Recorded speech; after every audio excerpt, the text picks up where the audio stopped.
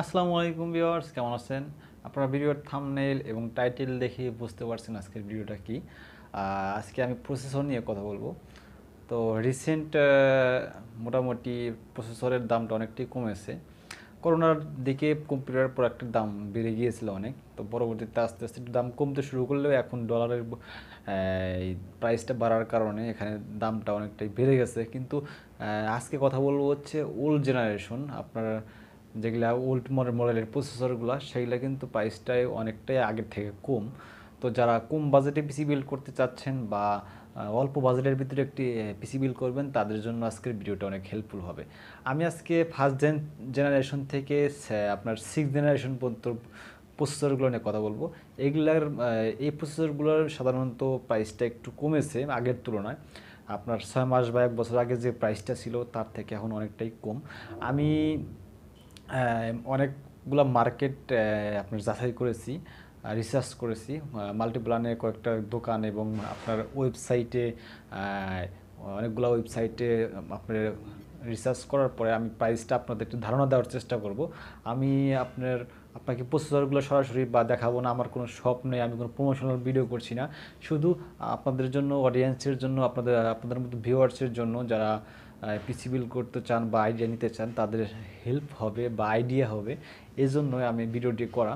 তো first generation থেকে six generation প্রসেসরগুলোর প্রাইসটা কেমন হবে, আমি ফিক্সড যে প্রাইস ওটা হয়তো না বললেও আপনাদের ধারণা দেওয়ার চেষ্টা করব, বা এই প্রাইস রেঞ্জের ভিতরে আপনারা প্রসেসরগুলো কিনতে পারবেন বা প্রসেসর কিনে আপনি পিসি বিল্ড করতে পারেন।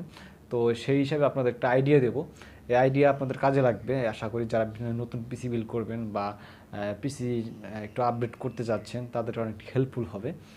তো আপনারা জানেন যে যেগুলো ওল্ড জেনারেশন প্রসেসর, যেমন আপনি ফার্স্ট জেনারেশন থেকে যদি 9 জেনারেশন বা 8 জেনারেশন বলতে বলি, এগুলো কিন্তু আপনারা বক্সে পাবেন না প্রসেসরগুলো। এগুলো সাধারণত ট্রেতে করে আসে, বা ফার্স্ট জেন থেকে 6 7 জেন পর্যন্ত প্রসেসরগুলো এগুলো ইউজ হয়ে বাইরের কান্ট্রিতে ইউজ হয়ে বাংলাদেশে ট্রেতে করে আসে, আমরা তখন রিকন্ডিশন হিসাবে ক্রয় করে থাকি। সাধারণত প্রসেসর নষ্ট হয় না বা নষ্ট হলে খুব কম, এই জন্য আপনার second hand but use processor এগুলো নিয়ে টেনশন করার দরকার নেই।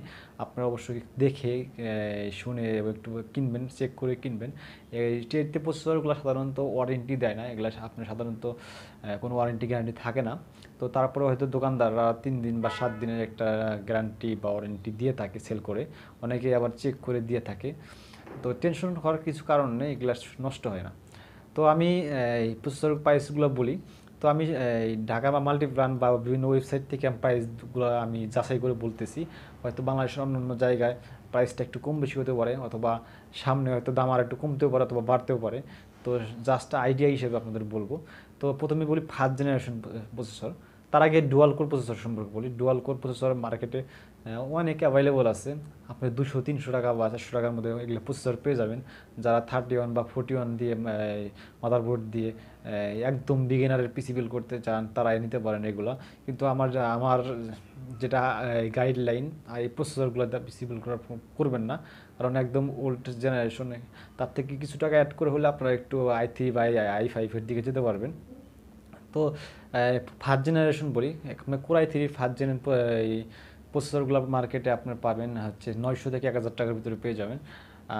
কোরাই ফাইভের ফার্স্ট জেনারেশন প্রসেসর এখানে আপনারা এই 1400-1500 টাকা বা 1600 টাকা এই প্রাইস রেঞ্জের ভিতরে পেয়ে যাবেন।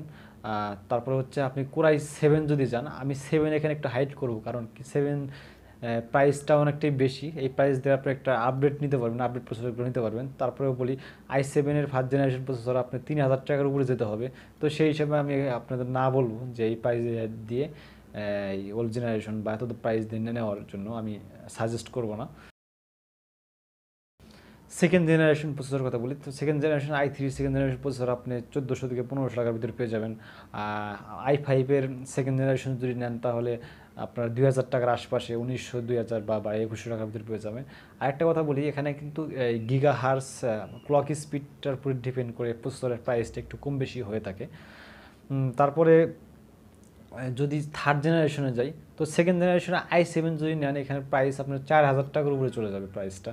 তো তো আমি একটা উদাহরণ দিই যে 4,000 টাকা দিয়ে আপনার i7-এর সেকেন্ড জেনারেশন প্রসেসর নেওয়ার থেকে আমি এই 4,000 টাকা দিয়ে i3 সিক্স জেনারেশন পেয়ে যাবেন, অথবা i5-এর ফোর্থ জেনারেশন পাবেন। তো এখানে আপডেট প্রসেসর পাবেন এখন। তারপরে তো সেই হিসাবে আমি সাজেস্ট করবো যে i7 না নেওয়ার জন্য, কারণ i7 প্রসেসরগুলো মার্কেটে একটু কম পাওয়া যায় প্রাইসটা বেশি হওয়ার কারণে, এবং কাস্টমারের একটু ডিমান্ড কম, সেজন্য এগুলো মার্কেটে কম পাওয়া যায়। আর তো থার্ড জেনারেশন বলি, আপনি যদি core i3 third generation processor নেন, এখানে core i3 third generation processor আপনি 1800 থেকে 2,000 টাকার ভিতরে পেয়ে যাবেন। কোর i5-এর থার্ড জেনারেশন প্রসেসর নিলে আপনি 2500 থেকে 3,000 টাকার মধ্যে পেয়ে যাবেন।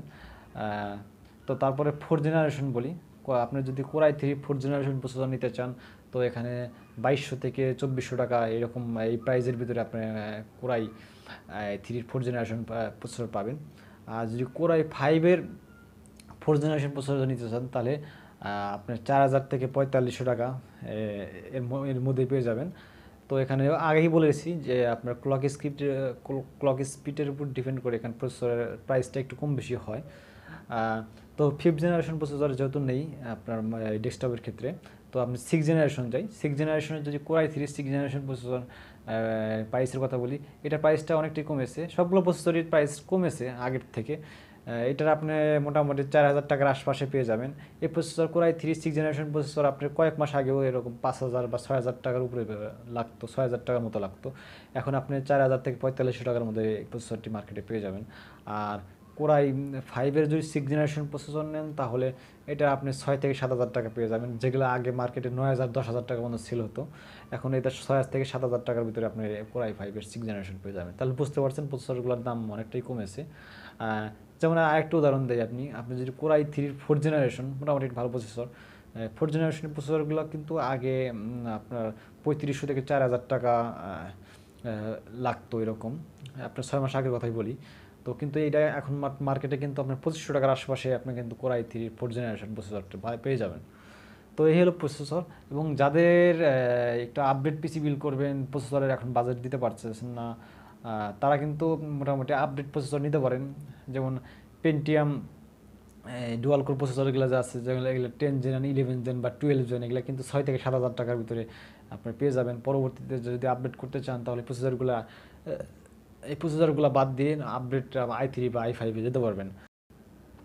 আবার অনেকেই যারা এমডি দিয়ে পিসি বিল্ড করতে চান, তারা কিন্তু চাইলে এমডি Athlon 3000G দিয়ে ইন্টেল লেভেল প্রসেসর হলেও মোটামুটি অনেকটাই ভালো, এটা নিতে পারেন। তো পরবর্তীতে এটা আপনি চেঞ্জ করে আপনি রাইজেন 3 বা রাইজেন 5-এর অন্য সিরিজের যেগুলো প্রসেসর আছে, ওগুলো নিয়ে এখানে রিপ্লেস করতে পারবেন, আপডেট করতে পারবেন।